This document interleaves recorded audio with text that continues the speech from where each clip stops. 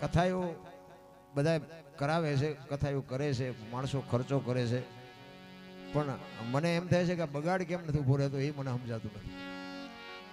આ કથા ને ભજન ને માતાજીના માંડવા ને મંદિર ને પ્રતિષ્ઠા ઘણું બધું થાય છે, માણસો વાપરે છે, આપે છે, પણ મને એમ થાય છે કે આ જો કથા જીવનમાં ઉતરે તો આટલો બધો બગાડ થાય એવું તમને કેમ લાગે છે?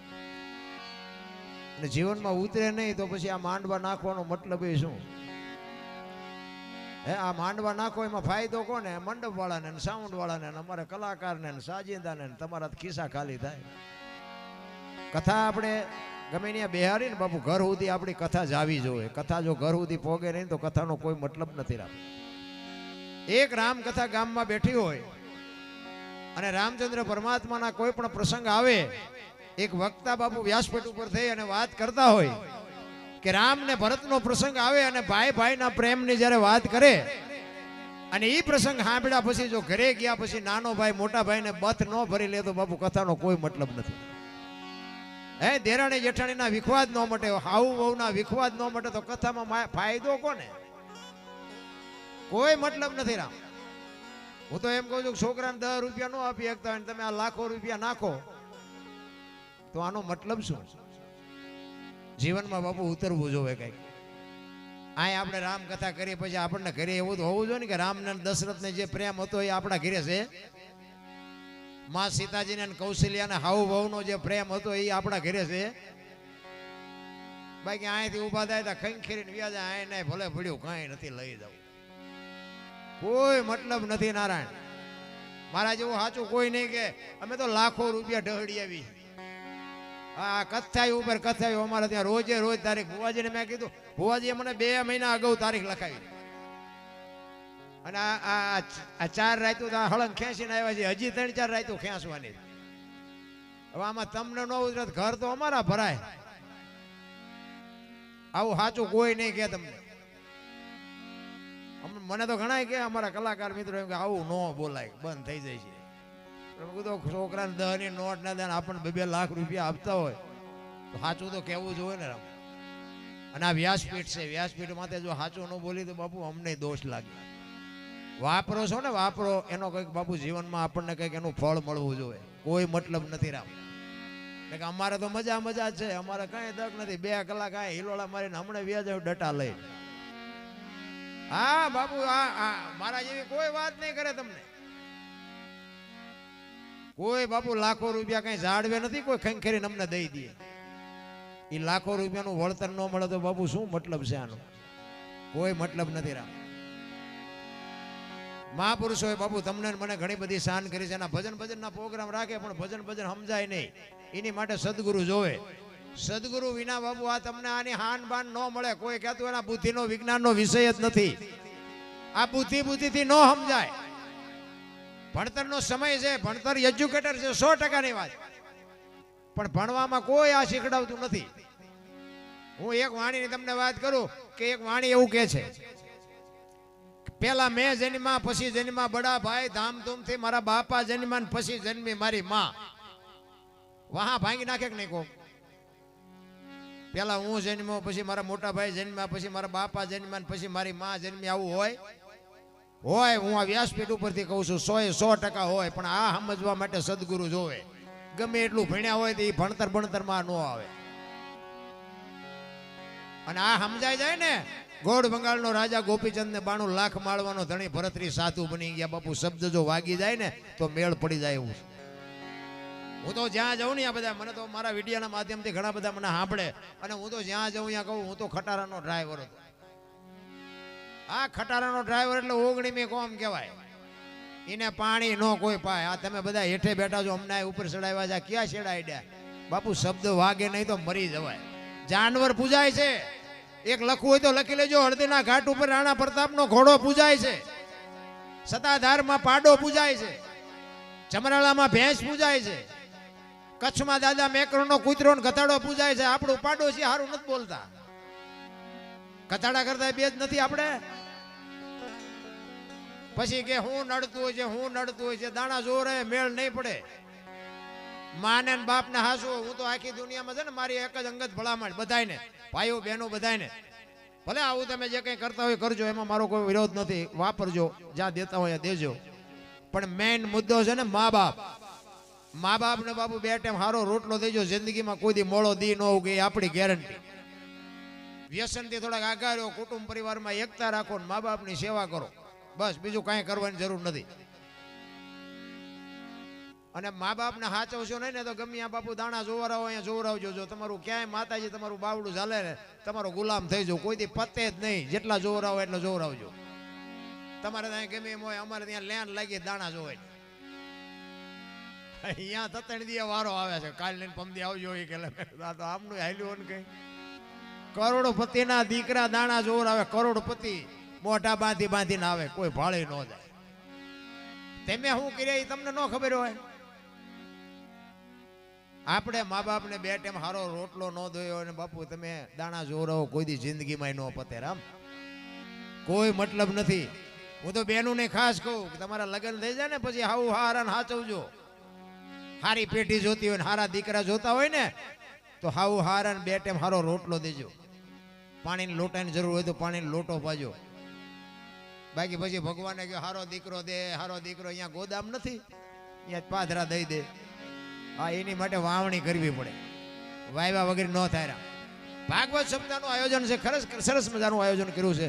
પણ ભાગવત છે ને બાપુ કૃષ્ણની લીલા છે, અને રામકથા છે ને એમાં રામની લીલા છે. કોને શું કર્યું ને એના પરચા. રામદેવ કથા હોય તો રામદેવજી બાપાએ શું કર્યું, શિવ કથા હોય તો શિવના શું મહિમા છે. આજે શિવરાત્રી છે, પણ જીવનમાં તમને કોઈ એક જીવનમાં ઉતારવા જેવી વસ્તુ છે. રામાયણ, ગીતા, ભાગવત છે ને એ એક જીવનમાં ઉતારવાના આપણા એક દુનિયામાં બાપુ ગ્રંથો બનાવ્યા છે ને એ તમને મને કેળો પાડ્યો છે. આ મહાભારત એ મહાપુરુષોએ બનાવ્યું છે ને રામાયણ એ મહાપુરુષોએ બનાવી છે, પણ બે તમને મને કેળો પાડ્યો છે. આ કેલૈયા કુંવરને બેહારી દો ને અહીંયા વહી જાય ઘડીએ ઘડીએ સુરતા. રામ કથા છે ને એ રામાયણ એમ કે છે કે દીકરા કેવા હોય, બાપ કેવા હોય, ભાઈઓ કેવા હોય, માં કેવી હોય, કે આ જોવું હોય તો રામાયણમાં જોવો, અને આ રેડેલું ન ખાવું હોય તો મહાભારતમાં જોવો. બે તમારી મારી આમે ગ્રંથો પડ્યા છે, અને બધાને ખબર છે કે રામચંદ્ર પરમાત્માને માં કઈ કઈ કીધું કે તમને 14 વર્ષનો વનવાસ અને ભરતને ગાદી. એટલે બાપુ રામચંદ્ર પરમાત્મા બોલ્યા જ નથી કે ભરતને ગાદી આપો, એનોય વાંધો નથી મને, પણ મને મેં અયોધ્યાનો શું ગુનો કર્યો છે, મને વનવાસ આપો છે, રામ નથી બોલ્યા. જો મા બાપ આપણને જે હુકમ કરે ને આપણે કરવું પડે, એમાં સવાલ જવાબ ન કરે ને એનું નામ રઘુકુળ કહેવાય ને એને રામાયણ કહેવાય. અને આ મહાભારતમાં તમે જુઓ કૃષ્ણ પરમાત્મા દુર્યોધનને એક જ વાત કરી કે હસ્તિનાપુરની ગાદી તમે લઈ લ્યો, પણ આ 5 ભાઈને ખાવું શું, 5 ગામ તો આપો. એ કે હોના નાકાની અણી જેટલું નથી દેવું. એ કે બાજવું પડશે, કે બાજવું છે પણ દેવું નથી. લ્યો આ બાજા શું કાઢ્યું. અને આ રામાયણમાં તમે જુઓ તો બધા કે લઈ જાઓ. કોઈ રામાયણની ગાદી, આ અયોધ્યાની ગાદીનો કોઈ ધણી નહોતો લ્યો, તો એમાં કાંઈ ઘટ્યું નહીં. રામાયણ મહાભારતમાં કાંઈ વધ્યું નહીં. આ નજરની સામેના દાખલા છે. હું એવું નથી કહેતો આ બધું દઈ દો એમ, પણ એક આપણા આંગણે માંગણ આવે ને જો બટકું રોટલો ન દઈએ કીધું તો આપણે શું જિંદગીમાં આવ્યા કે ન આવ્યા કાંઈ ફરક નથી પડતો. માંગણ આવે તો ડેલી વાડી કરે, આગળ જાઓ, આગળ ઠેઠ સુધી તારા જેવા છે, ચા જાય. આમાં તારા કરતા એ કઈ સારો હોય તો રોટલો આપે ને આ, પણ આ થઈ જ નથી શકતું. અને આપણા ગઢાએ બાપુ છે ને એ વાવ્યું હતું ને એ જ અત્યારે ઉગ્યું છે. ભૂખ્યા રહીને બાપુ માગણને આપ્યું છે ને એ અત્યારે આ હિલોળા કરી છે આપણે. એમાં તમારા માલધારી સમાજ, હું તો ગમે ત્યાં જાઉં ને બાપુ માલધારી સમાજ, અરબારી, ભરવાડ આ બધા છે. તમે જુઓ તો વાહનમાં બેહે નહીં, વાહનમાં એટલો ભોળો સમાજ. એ કે આમાં બેહાય, આ તો ચાઈ ભટકાડીને મારી નાખે. ઈવડાઈ એમ કે છે કે મારે 50 ડમ્પર છે ને 10 જીસીબી છે ને 8 હિટાચી છે. ઈ એમ કે છે અમારા એટલા વાહન છે. હું તમને એક જ વાત કરું કે આટલી બધી ભગવાને ઢગલો ચમ કરી દીધો. દુનિયા આખી મહેનત કરે છે, તમારી પાસે કાંઈ નહોતું, નકરા માલ ઢોર વાયા રખડતા હતા. આટલું ભગવાને આપ્યું, બીજાને કેમ ન આપ્યું? છે બધાની પાસે છે, પણ તમારી પાસે નહોતું ને આટલું કેવી રીતે આવ્યું? એ કબીર બાપુની એક સાખી છે. કબીર કહે કમાલ કો દો બાતા શીખ લે, કર સાહેબ કી બંદગી ભૂખે કો અનાપ. આ બે કામ બાપુ તમારા સમાજે જે કર્યા છે ને એ ખરેખર બાપુ સલામ કરવો પડે. કારણ કે એક રબારીનો દીકરો બાપુ હામો મળે, કોઈ પણ માણસ હામો મળે ને એની ચાર નજર ભેળી થાય ને એટલે એટલું તો બોલે જ કે રામ રામ બાપા, ઈ રામ કરો. અને એક બાપુ બપોરનું ટાણું હોય ને ગમે એ માણા નીકળ્યો હોય ને બાવડું ઝાલીને બાપુ ઘરે રોટલો ખવડાવે, પછી ઘરમાં ભલે સાસ ને રોટલો હોય, આ રોટલો અને રામ કરો ઉગ્યો છે ને એટલે બાપુ ઢગલો કર્યો છે. એટલે કહું છું કે આપણા ગઈઢાએ ખવડાવ્યું છે ને ઈ અટાણે ઉગ્યું છે. તો હવે અત્યારે બધા ટૂંટિયા વળવા માંડ્યા. એ તો દેતા આવડે ને લઈ લેતા આવડે એવું ન રાખવું કે આપણી પાસે ખૂટશે નહીં. કરમની ગતિ છે ને હજી કોઈ સમજી જ નથી કે દુનિયા બધી વાતો કરે કરમ આમ કરમ આમ કરમ ના, કોઈને ખબર જ નથી કરમની શું વાત છે. રામ જેવા રામને 14 વર્ષ વનમાં જવું પડે. માં ભગવતી સીતાજીને લગ્ન કરીને અયોધ્યાના મહારાણી બન્યા ને આખી જિંદગીમાં હારો દી નો ગયો બાપુ. એ દીકરીનું શું કરમ હશે? દ્રૌપદીના ચીલ ઉડાતા હતા, અહીંયા કોણ નહોતું કાળના જડબા ઝાલીને ઉભા રાખે એવા પાંડવો હતા. એ દીકરીનો શું ગુનો હતો? કરમની બાપુ અખિલ બ્રહ્માંડના માલિક કૃષ્ણ પરમાત્માને ખબર ન હોય કે અહીં બેસ તો ભીલ મન બાણ મારશે ને ખબર ન હોય? ભીલના બાણથી વિધાવવું પડે મારા નાથને, એનું શું કરમ હશે? થઈ થાવે થાશે આવો ત્રિકાળ જ્ઞાની મહાપુરુષ ગંગાનો પુત્ર ભીષ્મ છેલ્લે બાણની પથારીમાં હોવું પડ્યું, એનું શું કરમ હશે?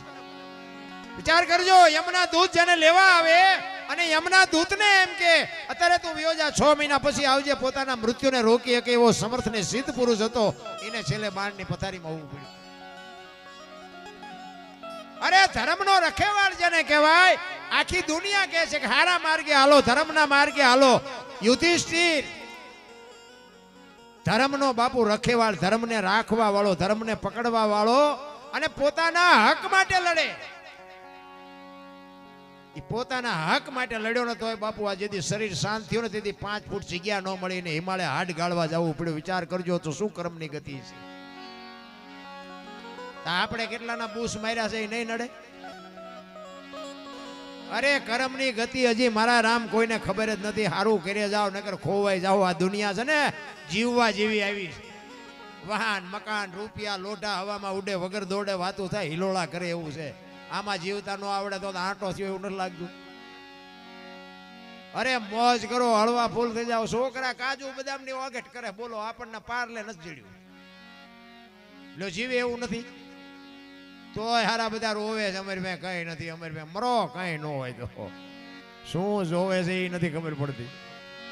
અરે મજાનો સમય આવ્યો છે રામ. મને તેમ કોઈ થીગડા વાળું કપડું પહેર્યું હોય મને દેખાડો. હે આપડા ગઢા થીગડા ઉપર થીગડા મારી મારીને મરી ગયા. 2 ટાઈમ હારો રોટલો નથી મળ્યો ભલા મને. અત્યારે ફાટલા પહેરવાનું ચાલુ કર્યું બોલો માણાએ. ઓલા જીન્સમાં જોવો માથા વ્યાજ. અરે આ વાતે કે હોય પહેરવાના. હું તો અમુક અમુકને પૂછું આ કેટલું લીધું કે 5000 નું, એટલે ફાટલું 5000.